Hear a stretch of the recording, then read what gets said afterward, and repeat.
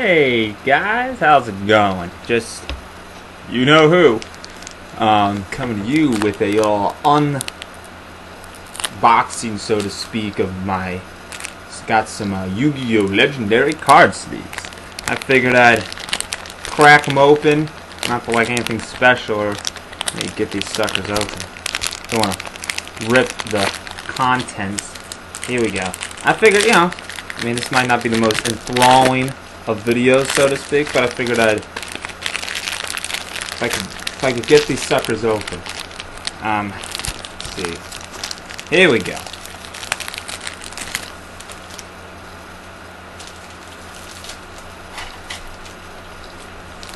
Get a pen. Time's a wasting. Ah, some scissors right there.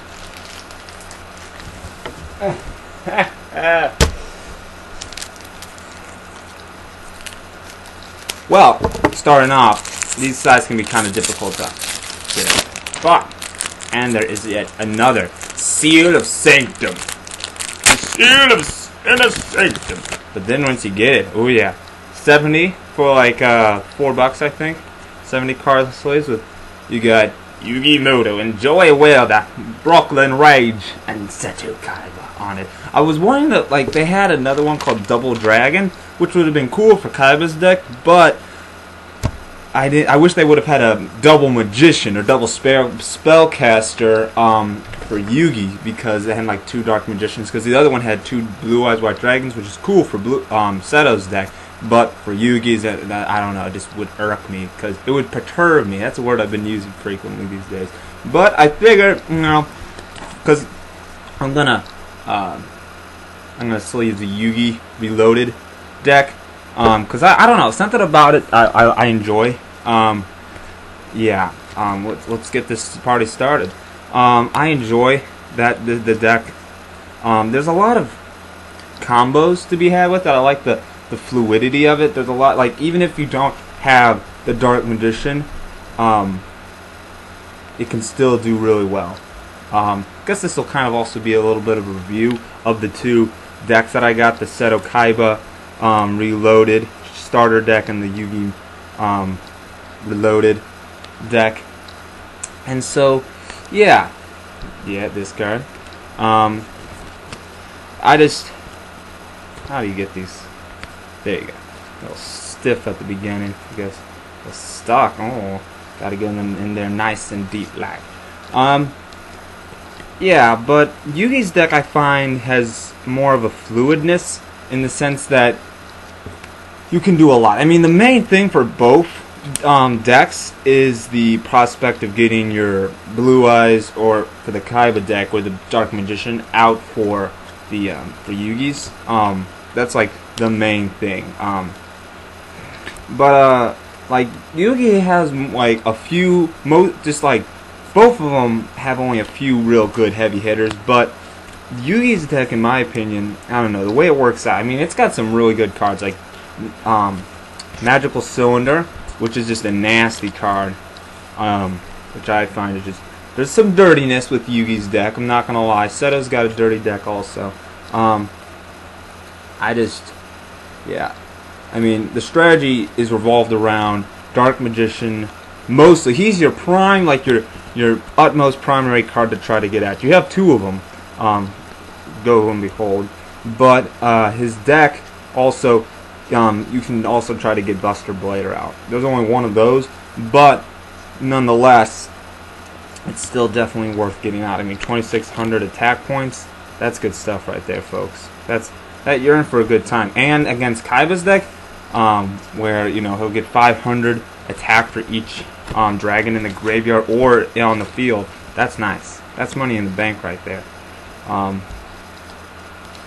So yeah, let's see, which would thus potentially make him more powerful. I mean, he already starts off with a higher base attack, with 26 in comparison to 2,500.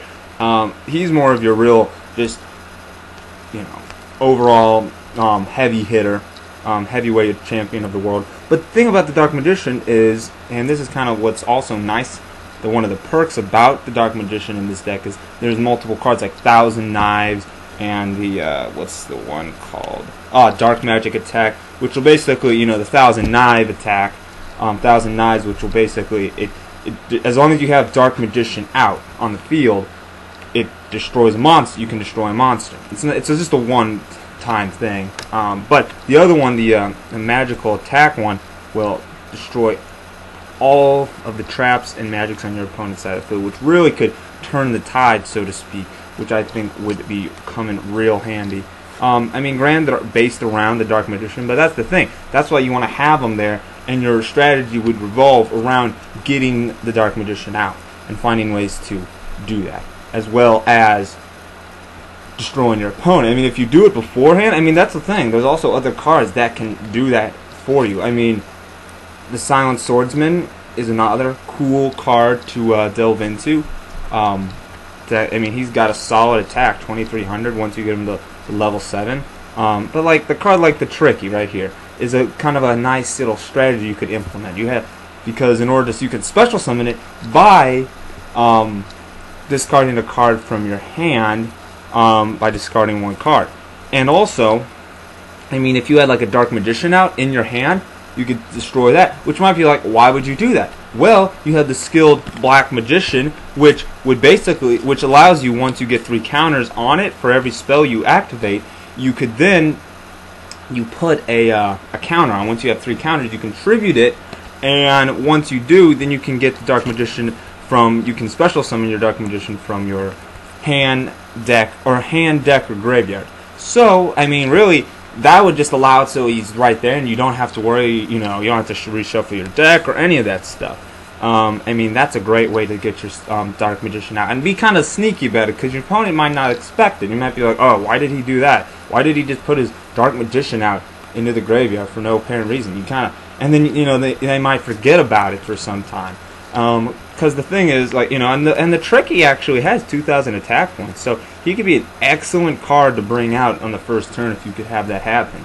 And you also, another way, I mean, if you want to just do it old natural wise, the old natural way, the gadget, you have all 3 gadgets, which are awesome to get, you know, if you need like monster cards, kind of a good inflow, you could play those cards, and they basically allow it to where when you play one, through it, you'll be able to get the rest of the gadgets, because when you play like one of the cards, when you play the yellow gadget, you get the green gadget from your deck or hand.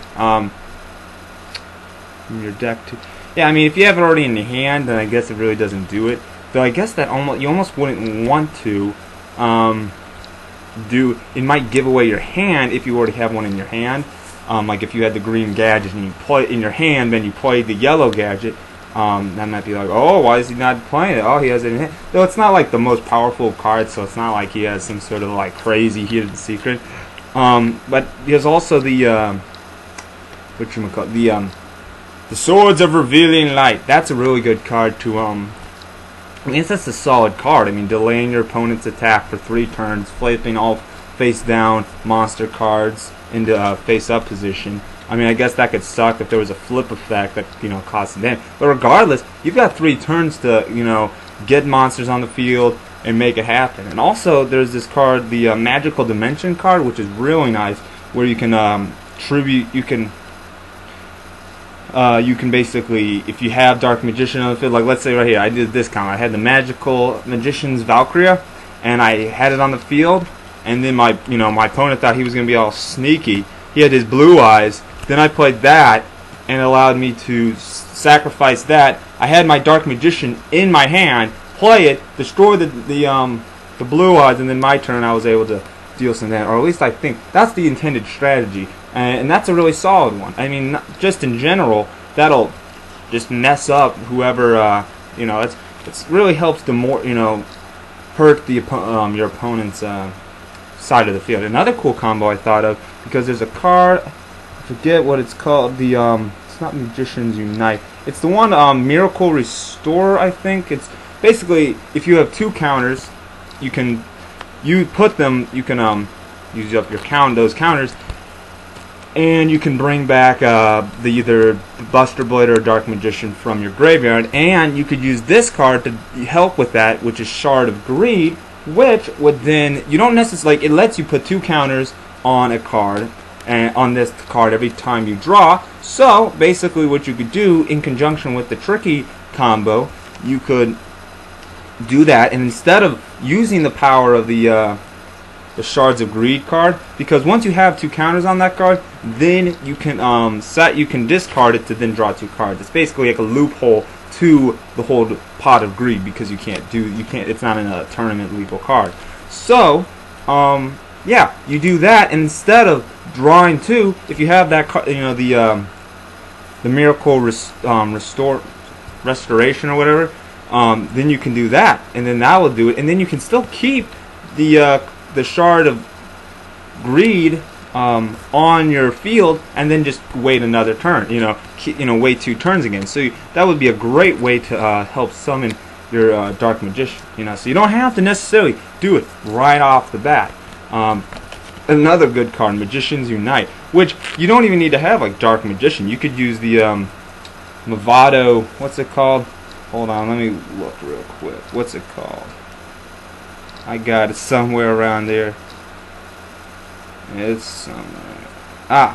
The old Vindictive Magician, which only has 450 attack points, but you could then use something to do the Magicians Unite, which could then, boom, make that card with only had 450 now has 3,000.